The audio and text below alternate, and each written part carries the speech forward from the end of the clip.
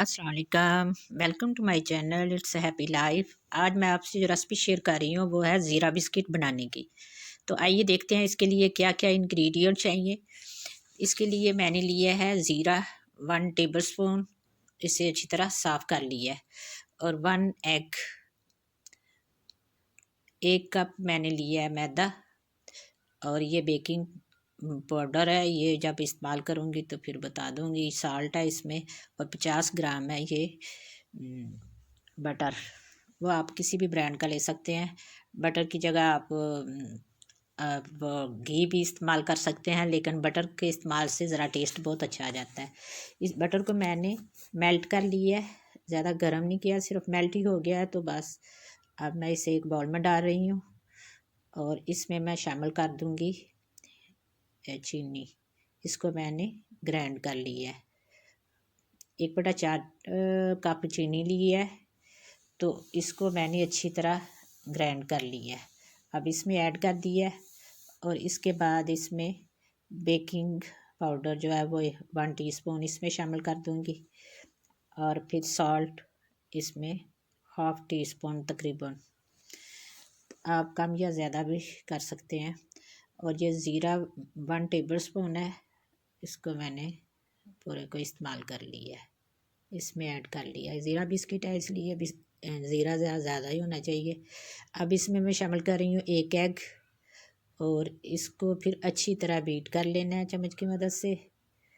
अच्छी तरह जब मिक्स हो जाएगा तो फिर इसमें मैदे को शामिल करेंगे। अब मैदा जो मैंने 1 कप लिया हुआ है, अब उसको मैं इस छन्नी से छान रही हूँ और ये थोड़ा थोड़ा थोड़ा इस्तेमाल करना है। और इसे इस्तेमाल ये ऐसे छानने से करेंगे तो सॉफ्ट सा हो जाएगा। और ये देखिए चम्मच की मदद से मैं इसे अच्छी तरह मिक्स कर रही हूँ। अब जो बाकी मैदा है उसे भी मैं इसमें ऐड कर देती हूँ। आप थोड़ा थोड़ा शामिल करके ताकि गुठलियाँ ना बने। अब ये देखें बाकी मैदा भी मैं इसमें शामिल कर रही हूँ। वो सारा छलनी से छान लिया है और इसे स्पून की मदद से फिर अच्छी तरह मिक्स करना है। ऐसे ही चम्मच के साथ मिक्स करते जाना है। आपको अगर मेरी ये वीडियो पसंद आए तो इसे लाइक करें, शेयर करें और चैनल को सब्सक्राइब करें ताकि हर वीडियो आप टाइम पर देख सकें। देखिए अब मैं इसे हाथ की मदद से इसे मिक्स करूँगी और मुझे ये सॉफ्ट सा लग रहा है। अब एग का पीस जो है ना वो बहुत ज़्यादा बड़ा था, जो इसमें शामिल किया है ये ज़रा नरम लग रहा है। अब मैं इसमें आधा कप और मैदा इसमें ऐड करके इस डो को सही तरीके से बनाऊंगी।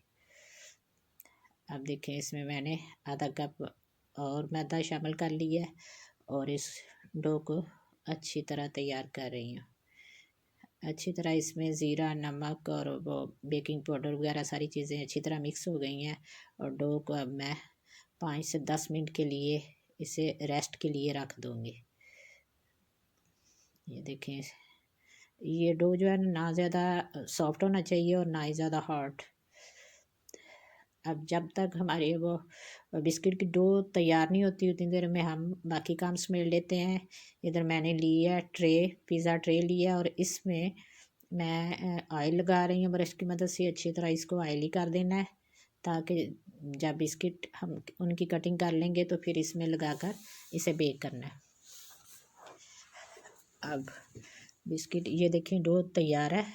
अब मैं इसे ये देखें सॉफ्ट सा हो गया। अब इसकी कटिंग वगैरह करनी है।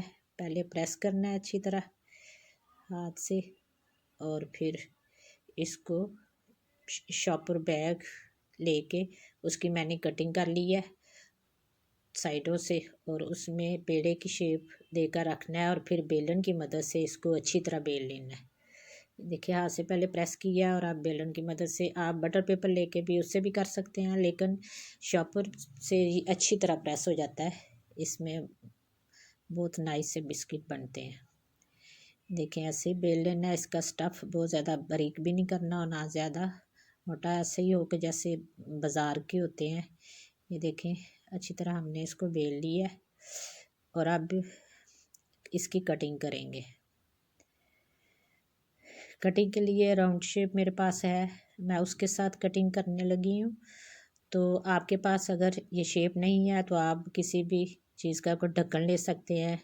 अगर बड़े साइज़ के बनाना चाहते हैं कोई गिलास ले सकते हैं, उसके साथ कटिंग कर सकते हैं। किसी भी चीज़ से आप राउंड शेप में या किसी भी शेप में आप कटिंग कर सकते हैं। ये देखें, इन सब को मैंने अच्छी तरह काट लिया।